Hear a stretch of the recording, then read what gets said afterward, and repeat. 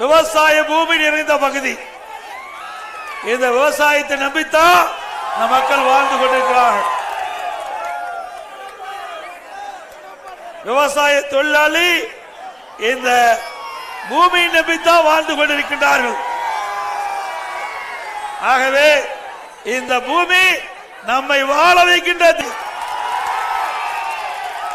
நான் ஒரு விவசாயி.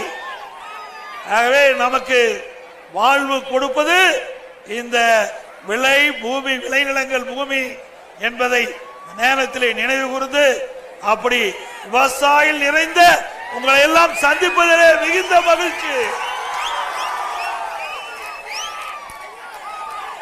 இங்கே வந்திருக்கின்ற அத்தனை பேரும் உழைப்பாளி உழைப்பாளி ரத்தத்தை வேர்வையா சிந்து உழைக்கின்ற உழைப்பு நிறைந்த கூட்டம் இங்கே குழுமி இருக்கின்றது. இந்த உழைப்பாளி உழைக்கின்ற உழைப்பு இந்த நாட்டுக்கு உணவளிக்கின்ற உழைப்பாளி இங்கே மிக திரளாக குழுமி இருக்கின்றீர்கள். எனக்கு மன நிறைவு பட்டிருக்கின்றது. ஏனென்று சொன்னால் விவசாயி என்றால் அடுத்தவருக்கு உணவு அளிக்கக்கூடிய உன்னதமான தொழில் செய்கின்ற தொழில் விவசாயம். அப்படிப்பட்ட விவசாயத்தை நம்பி வாழ்கின்ற விவசாய பெருங்குடி மக்களுக்கு அண்ணா திமுக ஆட்சியில உங்களை வாழ வைத்திருக்கின்றது. இந்த சேத்தியாத்தோப்பு பகுதியில் சுட்டு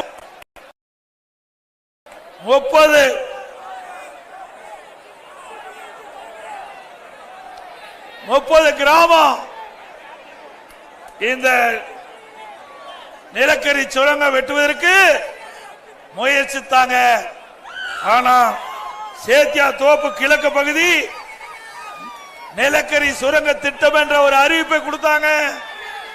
ஆனா அண்ணா திமுக அரசு உங்களுக்கு துணை நின்று இந்த பகுதியை வேளாண் மண்டலமாக அறிவித்த காரணத்தினால இந்த பகுதி எடுக்க முடியல. உடைய நிலத்தை எவராலும் பறிக்க முடியாது. அதற்கு அனைத்து இந்திய அண்ணா திராவிட முன்னேற்ற கழக அரசு நான் முதலமைச்சர் இருந்த பொழுது அறிவு சோதரர் அருண்மொழி தேவன் எம்எல்ஏ அவர்கள் உங்களுக்காக பாடுபட்டு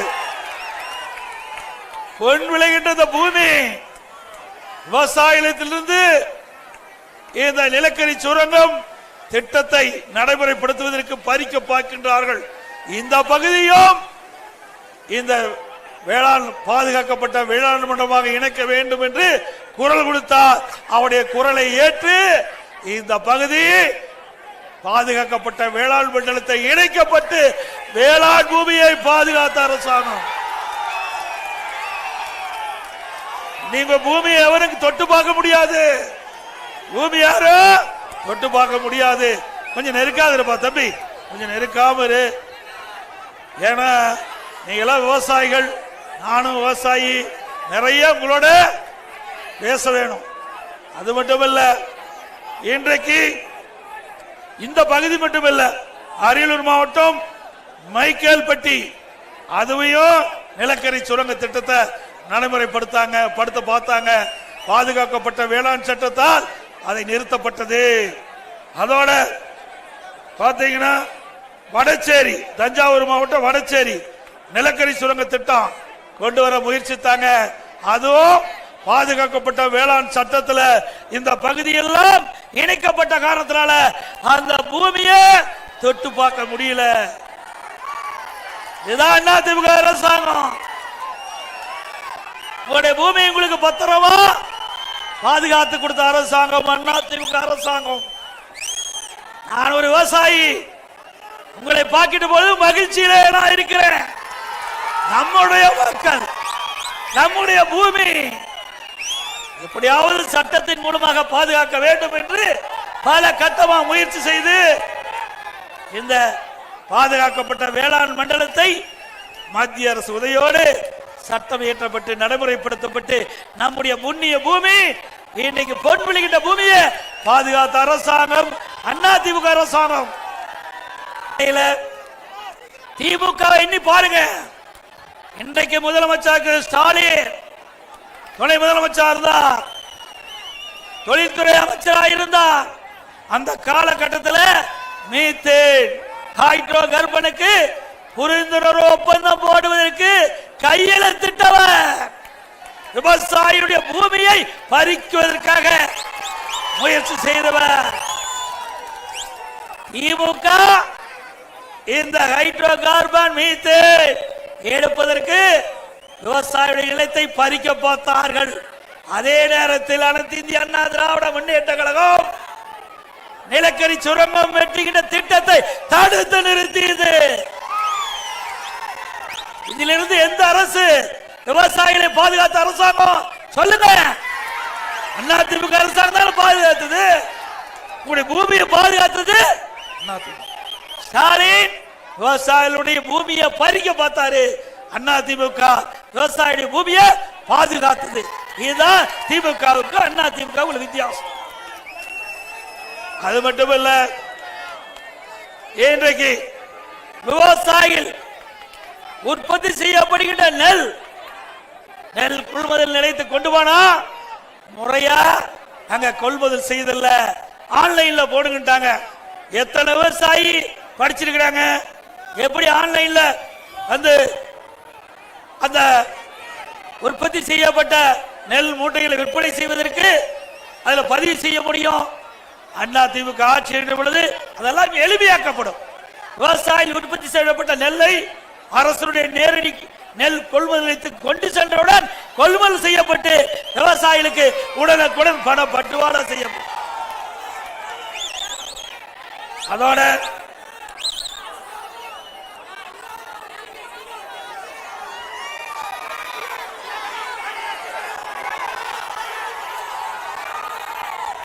இன்னைக்கு இந்த மாவட்டத்தை இருந்த அமைச்சர், வேளாண் துறை அமைச்சர், இந்த வேளாண் துறை அமைச்சர் அப்பா பேர்ல தான் இங்க சர்க்கரை ஆலை இருக்குது. எம்ஆர்கே கூட்டுறவு சர்க்கரை ஆலைன்னு பெயர் சூட்டிச்சிருக்கிறார். அண்ணா திமுக ஆரம்பிச்சது, பெயர் மட்டும் அவர் வச்சுக்கிட்டாங்க. தொடங்கப்பட்டது அண்ணா திமுக ஆட்சியில, பெயர் வச்சது திமுக. சரி, பேர் வச்சீங்கள. இந்த ஆலைக்கு தேவையான கரும்பை உற்பத்தி பண்ணி கொடுக்கணும்ல, கிடையாது. அண்ணா திமுக ஆட்சி இருக்கின்ற வரை வருடத்திற்கு 3 லட்சம் மெட்ரிக் டன் மேலாக கரும்பை அரவு செய்யப்பட்டது. கொரோனா காலத்தில் கூட சுமார் ஆண்டுக்கு 2,20,000 டன் கரும்பு அரவு செய்யப்பட்டது. போன வருஷம் வெறும் 55,000 டன் கரும்பு தான் அரவை செய்யப்பட்டது. அப்படின்னா இந்த திமுக ஆட்சியில வேளாண் துறை அமைச்சர் இருக்கின்ற இந்த மாவட்டத்தில் எப்படி சர்க்கரை ஆலை செயல்படுது என்பதை எண்ணி பாருங்க. ஏன்னா விவசாயிகளுக்கு உடனுக்குடன் கரும்பு வெட்ட வேணும், விவசாய உற்பத்தியை பெருக்க வேண்டும். நமக்கு தொழில் இந்த பகுதியை பொறுத்த வரைக்கும் நெல்லு கரும்பு தான் அதிகமா பயிரிடுறாங்க. அப்படி அதிகமா பயிரிடுற அந்த பயிருக்கு நெல்லுக்கு நல்ல விலை கிடைக்கணும், கரும்புக்கு நல்ல விலை கிடைக்கணும். திமுக ஆட்சியில தேர்தல் நேரத்தில் தேர்தல் அறிக்கையில் வெளியிட்டாங்க, திமுக ஆட்சிக்கு வந்தா ஒரு குவிண்டால் நெல்லுக்கு 2,500 ரூபாய் கொடுப்போம்னு சொன்னாங்க. கொடுத்தாங்களா? கொடுத்தாங்களா? நெல்லுக்கு 2,500 ரூபாய் குவிண்டாலுக்கு. கரும்புக்கு ஒரு மெட்ரிக் டன் கரும்புக்கு ஆதார விலையாக 4,000 ரூபாய் கொடுப்பாங்க. கொடுத்தாங்களா? 4,000 ரூபாய் ஒரு டன் கரும்புக்கு எதுவுமே இல்ல. அப்படியே மக்களை ஏமாற்றுகிறாங்க.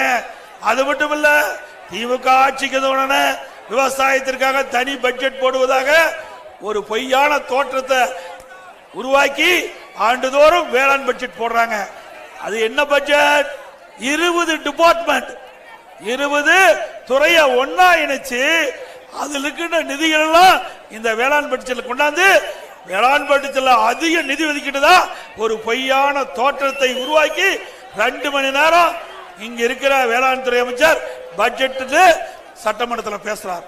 ஒண்ணும் கிடையாது. வேளாண் மானிய கோரிக்கையில் அண்ணா திமுக ஆட்சியில என்னென்ன அறிவிச்சோமோ அதுதான் வேளாண் பட்ஜெட்ல பார்க்க முடியும். ஆக இப்படி மக்களை ஏமாற்றிக்கிட்ட அரசு தேவையா? விவசாயிகளை ஏமாற்றிக்கிட்ட அரசு தேவையா? இப்படி மக்களை ஏமாற்றி, விவசாயிகளை ஏமாற்றி, விவசாய தொழிலாளிகளை ஏமாற்றி, விவசாயி வயிற்றிலே அடிக்கின்ற அரசுக்கு 2026 சட்டமன்ற தேர்தலில் மரண அடி தருவீங்களா?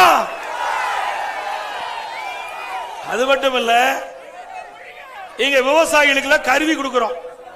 விவசாயிகளுக்கு கருவி கொடுக்கிறோம். அந்த வேளாண் கருவி, அந்த டிராக்டர், ஸ்ப்ரேயரு, இன்னும் பல உபகரணங்கள்லாம் நம்முடைய விவசாயிகளுக்கு மானியத்தில் கொடுத்தோம். அண்ணா திமுக ஆட்சி இருக்கின்ற பொழுது அதுக்கு மானியத்தில் கொடுப்போம். அதாவது ஒரு டிராக்டர் 10 லட்சம்னா பெண்கள் மேல நிலம் இருந்து பெண் விவசாயியா இருந்தா அதுக்கு 50% மானியம். அதாவது 10 லட்சம் ரூபாய் டிராக்டர்னா 5 லட்சம் மானியம் கொடுத்தோம்.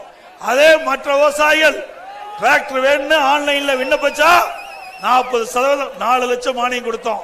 திமுக ஆட்சிக்கு வந்தது அந்த ஆன்லைன்ல திட்டத்தை எடுத்துட்டு திமுக கட்சிக்காரர் வேணுங்களுக்கு யார் லஞ்சம் கொடுக்கிறாங்களோ அவர்களுக்கு திட்டமிட்டு இந்த விவசாய கருவிகளை லஞ்சம் வாங்கிட்டு கொடுத்தாங்க. இப்படிப்பட்ட ஆட்சி தேவையா? விவசாயிகளுக்கு கொடுப்பதில் கூட லஞ்சம் வாங்கிட்ட ஒரே கட்சி திமுக கட்சி, திமுக அரசாங்கம். அது மட்டுமல்ல, அண்ணா திமுக ஆட்சி இருக்கும் போது நான் சட்டமன்றத்தில் அறிவிச்சேன், இன்றைக்கு ஜாதிவாரி கணக்கெடுப்பு எடுக்கப்படும் என்ற அறிவிப்பை நான் கொடுத்தேன். சட்டமேற்று நடைமுறைக்கு கொண்டாந்தேன். அதெல்லாம் பணி துவங்கப்பட்டு விட்டது. அதுக்கு ஒரு தலைவர் போட்டாச்சு, அதிகாரிகள் போட்டாச்சு, அந்த பணி நடந்துகிட்டு இருந்தது. திமுக ஆட்சிக்கு வந்தாங்க. அந்த காலக்கெடு ஜூன் மாசத்தோட முடியுது. அப்ப ஆட்சியாளர்கள் நீடிக்கல, கால நீடிப்பு கொடுக்கல, காலாவதி ஆயிட்டது. மீண்டும் பொதுமக்கள் கேட்டாங்க, பல்வேறு அமைப்பை சேர்ந்த கேட்டாங்க, ஜாதிவாரி கணக்கெடுப்பு எடுக்க வேண்டும் என்று சட்டமன்றத்தில் சட்டமன்ற உறுப்பினர்கள் கேட்டாங்க. அப்ப இன்றைய முதலமைச்சர் சொல்றார், எங்களுக்கு அதிகாரம் இல்லை, தமிழ்நாடு அரசுக்கு அதிகாரம் இல்லை என்று சொல்றார். ஆனா இதே அதிகாரம் நான் முதலமைச்சர் இருக்கும் போது ஜாதிவாரி கணக்கெடுப்பு எடுக்கப்படும் என்று அறிவிப்பு கொடுத்தன. அப்ப அதிமுக அரசு இருக்கின்ற பொழுது, இந்த ஜாதிவாரி கணக்கெடுப்பு எடுப்பதற்கு அதிகாரம் இருக்கின்ற பொழுது, ஏன் திமுக அரசாங்கத்துக்கு இந்த ஜாதிவாரி கணக்கெடுப்பு எடுப்பதற்கு அதிகாரம் இல்ல?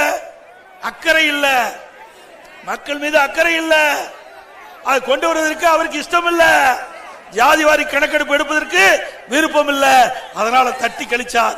அப்ப என்ன சொன்னார் சட்டமன்றத்தில்? அவர் பேசியது எல்லா பத்திரிகையிலும் வந்திருக்குது. அவர் என்ன மத்திய அரசாங்கத்துக்கு தான் ஜாதிவாரி கணக்கெடுப்பு எடுப்பதற்கு அதிகாரம் இருப்பதாக சொன்னார். நாங்க மத்திய அரசு முறையிட்டோம். மத்திய அரசாங்கம் உடனடியாக தமிழகத்திலே இந்தியாவிலேயே ஜாதிவாரி கணக்கெடுப்பு எடுக்கப்படும் என்று அறிவிப்பு கொடுத்தாங்க.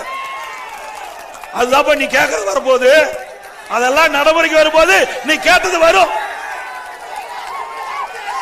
ஆக மக்கள் என்ன விருப்பப்படுறாங்களோ அதை நிறைவேற்றுகின்ற அரசு அதிமுக அரசாங்கம். அதோட இன்றைக்கு விலைவாசி உயர்வு, இன்றைக்கு ஏழை மக்கள் இருந்த பகுதி, விவசாய தொழிலாளி இருந்த பகுதி, அவர்களுக்கு எண்ணற்ற திட்டங்களை கொண்டு வந்து நடைமுறைப்படுத்தி ஏழைகள் வாழ்க்கையிலே ஒளியேற்ற வைத்த அரசாங்கம் அதிமுக அரசாங்கம். அவளுக்கு விலையில்லா கரை மாடு, விலையில்லா ஆடுகள், விலையில்லா கோழி, பசு வீடுகள் எல்லாம் கொடுத்த அரசாங்கம் அதிமுக அரசாங்கம். ஏன்னா உழைப்பாளி ஒரு சாதாரண தம்பி இப்படி இருப்பா, டிவில கீழே இறங்க, நீங்க சிந்திச்சு பாருங்க. இன்னைக்கு ஒரு அரசாங்கம் மக்களுக்கு என்னென்ன வகையில் நன்மை செய்ய வேண்டும் என்று பார்க்கின்ற பொழுது முதலிடம் இருப்பது அதிமுக அரசாங்கம். திமுக அரசாங்கம் 50 மாத காலம் ஆயிட்டது. 50 மாத காலத்துல இந்த மக்களுக்கு என்ன திட்டத்தை கொண்டாந்து என்ன நிறைவேற்றினீங்க? ஒண்ணும் கிடையாது. எப்ப கேட்டாலும் மத்திய அரசு மேலே பதி போடுறார். மத்திய அரசு மேலே பலி போட்டு 4 ஆண்டு காலம் உருண்டு ஓடி விட்டது. எப்ப பார்த்தாலும் ஸ்டாலின் ஏதாவது ஒரு திட்டத்தை அறிவிப்பார், ஒரு பேரை வைப்பார், அதோட முடிஞ்சு போச்சு.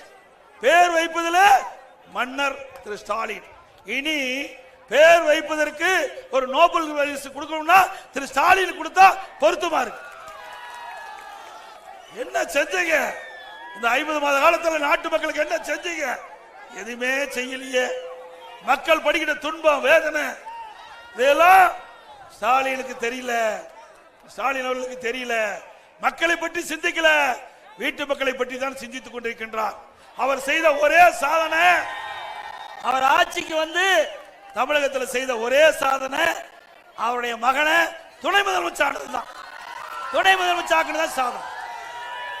திமுக ஒரு கார்பரேட் கம்பெனி ஆகி போச்சு. அது கட்சி அல்ல, என்ன கார்பரேட் கம்பெனி.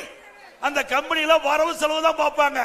என்ன வருமானம் வரும் என்று அந்த வருமானம் வருகின்ற அந்த துறையை பக்குவமா பார்த்து அதிலிருந்து எடுப்பதுதான் திமுக அரசுடைய கொள்கை. வேற என்ன செஞ்சீங்க? நாட்டு மக்களுக்கு எதுவுமே இல்ல.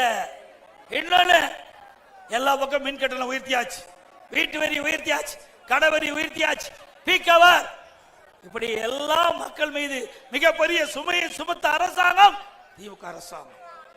அது மட்டுமல்ல, விவசாயிகள் அதிகம் நிறைந்த பகுதி, 24 மணி நேரம் விவசாயிகள் பம்பு செட்டை இயப்பதற்கு உத்தரவு வழங்கிய ஒரே அரசாங்கம் அண்ணா திமுக அரசாங்கம்.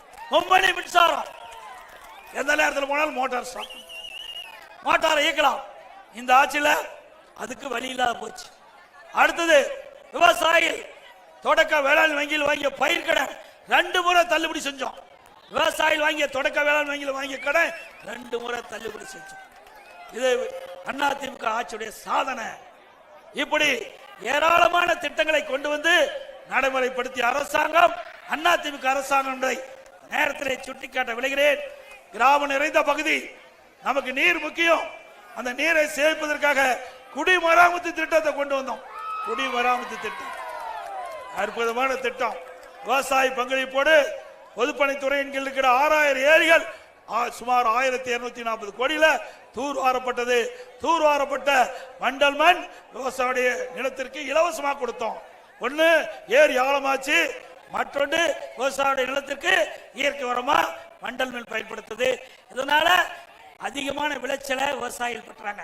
இப்படி அற்புதமான திட்டத்தை கொண்டாந்து அதையும் இந்த ஆட்சியில் முடக்கிட்டாங்க. அதோட தடுப்பணை, இந்த தொகுதியில் தான் அதிக தடுப்பணை கட்டி கொடுத்திருக்கோம். இந்த புவனகிரி சட்டமன்ற தொகுதியில அதிகமான தடுப்பணை. நான் என்னென்ன தடுப்பணை கட்டுறேன்னா பின்னாட சொல்றேன், எண்ணி பாருங்க. அனைத்து இந்திய அண்ணா திராவிட முன்னேற்ற கழக ஆட்சி உங்க ஆட்சி, மக்கள் ஆட்சி. பொன்மனச்சம்பல் புரட்சி தலைவர் எம்ஜிஆர் வாரிசு இல்ல, குழந்தை இல்ல அவருக்கு. மாண்புமிகு புரட்சி தலைவர் அம்மா வாரிசு இல்ல, அவருக்கு குழந்தைகள் இல்ல. இருவரும் தலைவர்களுக்கு நாம் தாம் குழந்தைகளாக பார்த்தார். நம்முடைய குழந்தைகள் எப்படி வாழ வேண்டும், எப்படி கல்வி கற்க வேண்டும், அதையெல்லாம் செய்து காட்டிய தலைவர்கள் நம்முடைய தலைவர்கள். அந்த வழியில்தான் இன்றைக்கு அண்ணா திமுக ஆட்சி சிறப்பான ஆட்சியா செயல்பட்டது. பள்ளியில படிக்கின்ற குழந்தைக்கு காலனி, சீருடை, விலையில புத்தகம், நோட்டு கொண்டு போறதுக்கு பைய, பள்ளிக்கு போறதுக்கு சைக்கிள் எந்த ஆட்சியில கொடுத்தாங்க? மாணவ செல்வங்களை எண்ணி பார்க்க வேண்டும், பெற்றோர்கள் எண்ணி பார்க்க வேண்டும். அது மட்டும் அதிகமான கல்லூரி, எந்த ஆட்சியில் அதிகமான கல்லூரி கொடுத்தோம்? அண்ணா திமுக ஆட்சியில் தான் கொடுத்தோம். ஒரே ஆண்டில் 11 அரசு மருத்துவக் கல்லூரி மருத்துவமனையோட கொடுத்தோம். அம்மா இருக்கும்போது 7 அரசு மருத்துவக் கல்லூரி மருத்துவமனை. அண்ணா திமுக ஆட்சியில் 2011 2021 வரைக்கும் 17 அரசு மருத்துவக் கல்லூரி மருத்துவமனை, 7 சட்டக் கல்லூரி, 21 பாலிடெக்னிக் கல்லூரி, பொறியியல் கல்லூரி, வேளாண்மை கல்லூரி, கால்நடை மருத்துவக் கல்லூரி, ஆராய்ச்சி நிலையம், கால்நடை பூங்கா, ஐடி கல்லூரி, இப்படி ஏராளமான கல்லூரி திறந்த விளைவு கிராமத்திலிருந்து நகர வரை ஏழை எளிய ஒடுக்கப்பட்ட நசுக்கப்பட்ட தாழ்த்தப்பட்ட கடை கோட்டில இருக்கின்ற குடும்பத்தில் பிறந்த மாணவ பட்ட படிப்பு படிச்சாங்க. எந்த ஆட்சியில் செஞ்சாங்க? இன்னைக்கு இளைஞர்களை எண்ணி பார்க்க வேண்டும், மாணவர்களை எண்ணி பார்க்க வேண்டும். கொரோனா காலம் எங்களால பரீட்சை எழுத முடியும். ஆல் பாஸ் போட்டாங்க, ஆல் பாஸ் கொடுத்தோம். இந்த மாணவர்கள் அந்த தேர்வுல தோல்வி விட்டுட்டா மனம் உடைஞ்சு போயிடுவாங்க. அந்த மனம் உடைந்து போய்விடும். அப்படி இளம் பருவத்தில் அவருடைய எண்ணத்துக்கு ஏற்றவாறு ஆட்சி செய்த அரசாங்கம் அண்ணா திமுக அரசாங்கம். இதை விட இன்னும் என்ன வேணும்? இளைஞர்கள் மாணவர்களை எண்ணி பார்க்க வேண்டும். உங்களுடைய வாழ்வு ஏற்றம் வர அண்ணா திமுக ஆட்சி படிக்கட்டா இருந்தது. இளைஞர்கள் மாணவர்கள் ஏற்றம் பெறுவதற்கு எண்ணற்ற திட்டம். நான் சொன்னது அத்தனையுமே இந்த மாணவர்களுக்காக கொண்டு வந்த திட்டம். அது அரசு பள்ளியில் படித்த மாணவர்கள் 7.5% உள் இடஒதுக்கீடை கொண்டு வந்து சட்டம் இயற்றப்பட்டு நடைமுறைப்படுத்தின. எனக்கு அரசு பள்ளியில் படிக்கின்ற ஏழை மாணவர்கள் 2818 பேர் மருத்துவக் கல்வி படிச்சிட்டு இருக்கிறாங்க. கூலி தொழிலாளி, சலவை தொழிலாளி, நெசவு தொழிலாளி, அவருடைய குழந்தைகள் எல்லாம் ₹1 கட்டணம் இல்லாம மருத்துவக் கல்வி படிக்கிறாங்க. 2818 பேர் முதல் செட் இன்னைக்கு வெளியே வந்துட்டாங்க. யாரெல்லாம் முதலாக இந்த 7.5% உள் இடஒதுக்கீட்டில் இடம் கிடைச்சு மருத்துவ கல்வியில பயின்றாங்களோ அவரெல்லாம் வெளியில MBBS வந்துட்டாங்க. இதுதான் ஆட்சி. இதான் ஏழை மக்களுக்காக கொண்டு வந்த திட்டத்தின் மூலமாக ஏழை மக்கள் பயன்பெற்றார்கள். இப்படி ஒரு திட்டமாவது திமுக ஆட்சியில் பார்க்க முடிஞ்சதா? எதுவுமே இல்லையே. நாட்டு மக்களையே கண்டுகொள்ளவில்லையே. எப்பொழுது பார்த்தாலும் வீட்டு மக்களுடைய சிந்தனை. எல்லா துறையும் ஊழல் துறை இல்லாத துறையே இல்லை. இன்றைக்கு திமுக ஆட்சியில் கமிஷன் கலெக்ஷன் கரப்ஷன் இதுதான் நடக்குது, வேற ஒண்ணு கிடையாது. ஆகவே 2026 சட்டமன்ற தேர்தலிலே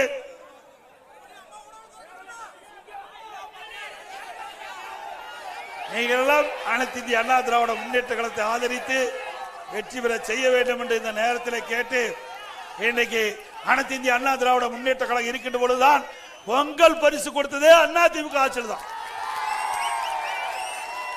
கிராமத்தில் இருக்கின்ற இல்லங்கள் இருக்கின்ற அத்தனை தாய்மார்களும் குடும்பத்தோடு அந்த தைப்பொங்கல் என்று தங்கள் வீட்டில் பொங்கல் பொங்க வேண்டும் என்பதற்காக எல்லா குடும்பத்தையும் 2500 ரூபாய் கொடுத்த ஒரே அரசாங்கம் அண்ணா திமுக. திமுகவிலையும் பொங்கல் பரிசு கொடுத்தாங்க, ஒழுகிற வெள்ளத்தை கொடுத்தாங்க. இப்ப அதையும் நிறுத்திக்கிட்டாங்க. அது மட்டுமல்ல, செங்கரும்பு விளைவிக்கின்ற அந்த விவசாயிகளுக்கு அவர் வாழ்வாதாரத்தை கொடுத்ததும் அண்ணா திமுக அரசாங்கம். இந்த பொங்கல் தொகுப்போடு செங்கரும்பு கொடுத்தோம். ஆகவே விவசாயிகளை வாழ வைத்த அரசாங்கம் அண்ணா திமுக அரசாங்கம். ஒட்டுமொத்த மக்களையும் வாழ வைத்த அரசாங்கம் அண்ணா திமுக அரசாங்கம், அண்ணா திமுக கட்சி என்பதை நேரத்தில் சுட்டிக்காட்டி,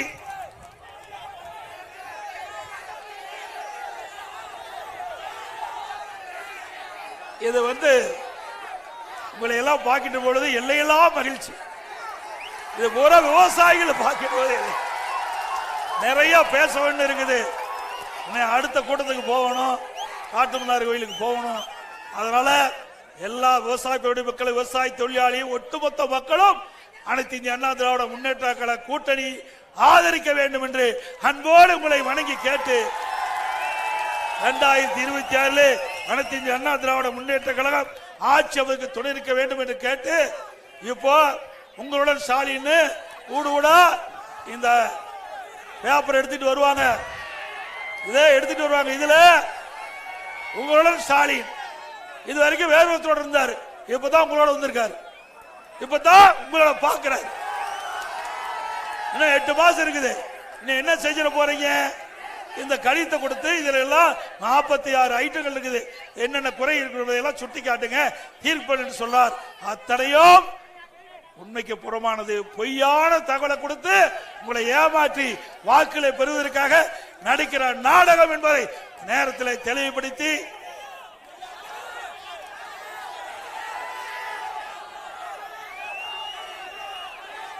புவனகிரி சட்டமன்ற தொகுதியில நிறைய திட்டங்களை நிறைவேற்றப்பட்ட ஒரே தொகுதி புவனகிரி சட்டமன்ற தொகுதி. நம்முடைய சகோதரர் அருள்மொழி தேவன் உங்களுக்காக எப்பொழுதுமே சட்டமன்றத்தில் குரல் கொடுப்பார், விடவே மாட்டார். அந்த திட்டத்தை அறிவிக்கின்ற வரை விடவே மாட்டார். அப்படி ஒவ்வொரு முறையும் உங்களுக்காக போராடி வாதாடி நிறைய திட்டங்களை பெற்று இந்த மக்களுக்கு நன்மை செய்த அருமையான நண்பர் அருள்மொழி தேவன். புவனகிரி தலையிடமாக கொண்டு புதிய தாலுகா துவங்கப்பட்டது. புவனகிரி கீரப்பாளையம் இடையே வெள்ளாற்றின் குறுக்கே உயர்மட்ட பாலம் கட்டப்பட்டது. கம்மாபுரம் தேவங்குடி இடையே மணிமுத்தாற்றின் குறுக்கே உயர்மட்ட பாலம். புவனகிரி தொகுதி ஸ்ரீவிஷ்ணம் ஒன்றியம் காவனூர் கள்ளிப்பாடி இடையே வெள்ளாற்றின் குறுக்கே தடுப்பண 17 கோடியில் கட்டி கொடுத்திருக்கிறோம். புவனகிரி ஸ்ரீவிஷ்ணம் ஒன்றியம் பவளக்குடி புத்தூர் இடையே வெள்ளாற்றின் குறுக்கே தடுப்பண அங்க 17 கோடி. கம்மாபுரம் கீழப்பாளையூர் இடையே மணிமுத்து ஆற்றின் குறுக்கே தடுப்பணை 18 கோடியில. எம்ஆர்கே கூட்டுறவு சர்க்கரை ஆலை முன்புற சுற்றுச்சுவர் 50 லட்சம் கட்டி கொடுத்திருக்கிறோம். புவனகிரி தொகுதி கம்மாபுரம் ஒன்றியம் பெருந்துறையில மணிமுத்து குறுக்கே தடுப்பணை 15 கோடியில கட்டி கொடுத்திருக்கிறோம். கம்மாபுரம் ஒன்றியம் காப்புதிரில மணிமுத்து ஆற்றின் காங்கிரீட் வெள்ள தடுப்பு சுவர் 4 கோடியில் கட்டி கொடுத்திருக்கிறோம். சேத்தியாத்தோப்பு ஒழுங்குமுறை விற்பனை கூடும் கட்டிடம் 3.5 கோடியில் கட்டி கொடுத்திருக்கிறோம். புவனகிரி அரசு பொது மருத்துவமனை அமைக்கப்பட்டது. கெங்கை கொண்டான் பேரூராட்சியில கால்நடை மருத்துவமனை அமைக்கப்பட்டது. கெங்கை கொண்டான் பேரூராட்சியில புதிய 30 படுக்கை கொண்ட வசதி கொண்ட ஆரம்ப சுகாதார நிலையம் புதிதாக துவங்கப்பட்டது.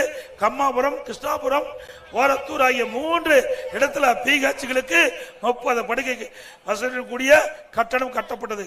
கீரைப்பாளை ஊராட்சியில அலுவலகம் கட்டப்பட்டது. சேத்தியாத்தோப்பை தலையிடமாக கொண்டு கடலூர் மாவட்ட பால் உற்பத்தியாளர் கூட்டுறவு சங்கம் ஆவின் புதிதாக துவங்கப்பட்டது. புவனகிரி சேத்தியாத்தோப்பு விருதாச்சலம் சாலை தேசிய நெடுஞ்சாலை தரம் உயர்த்தப்பட்டு சிறப்பான சாலை அமைக்கப்பட்டது. தேவங்குடி கருவேப்பிலைக்குறிச்சி சாலை இருவழிச்சாலையாக தரம் உயர்த்தப்பட்டது. சக்தி விலாகம் கிராமத்தில் வெள்ளாறு நீர் உட்புகுவதை தடுக்க காங்கிரீட் தடுப்பு சுவர் அமைக்கப்பட்டது. இதே போல நிறைய கோரிக்கை செய்ய வேண்டும் கொடுத்திருக்கிறீங்க.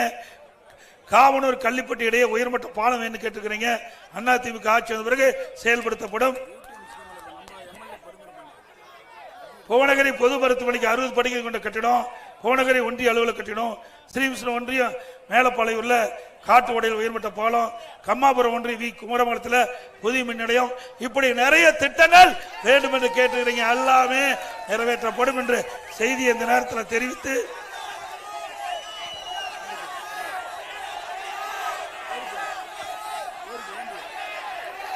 இன்னும் பல கோரிக்கையை உங்களோட சார்பா உடைய சட்டமன்ற உறுப்பினர் அருள்மொழி தேவல் கொடுத்திருக்காரு.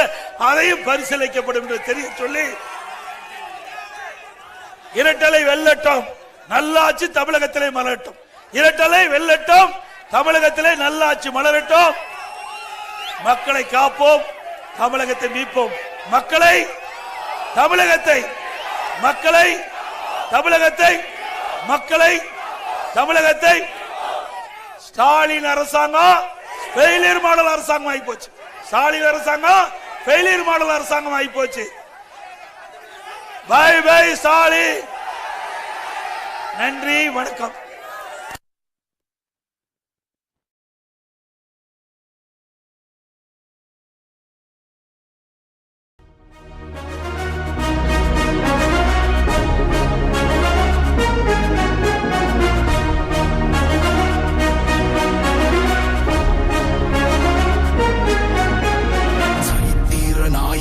சாமானிய நாயகன், தமிழக தாய மீட்க உறுதி கொண்ட ஒரு மகன். அடித்தட்ட பார்த்தவன், அரியணையும் பார்த்தவன், புரட்சி தலைவி வழி புலியனவே நடந்தவன். ஏழ வாழ வாழ வைக்க சீறி வந்த திருமகன், ஏறு கலப்ப புடிச்சு மேல ஏறி வந்த தலைமகன். ஏழ வாழ வாழ வைக்க சீறி வந்த திருமகன், ஏறு கலப்ப புடிச்சு மேல ஏறி வந்த தலைமகன்.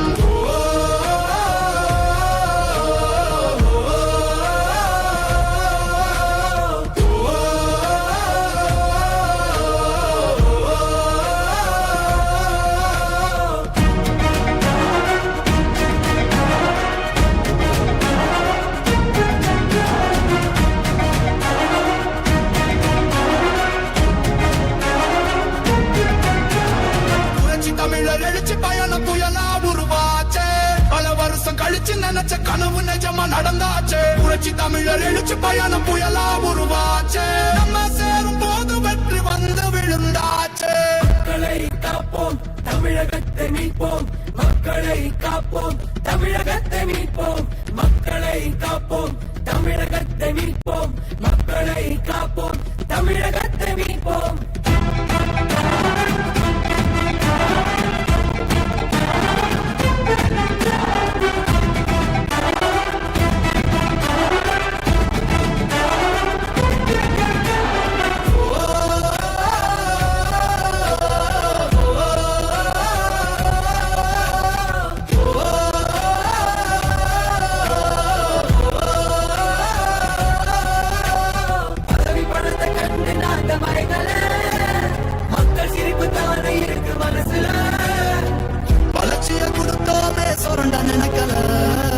புரட்சி தலைவரோட தர்மம் மறக்கல. கீழடி தொடங்குனதும் ஊழல் அடங்குனதும் போதைய ஒதுக்குனதும் கல்விய பெருக்குனதும் மாணவன உயர்த்தினதும் குடிமரமது நாயகனும் EPS என்ற இருது மனுஷதானே. மாற்றம் காணத்தானே மக்கள் போராடி ஒரு பேர் காக்க வருது அது எங்க எடப்பாடி.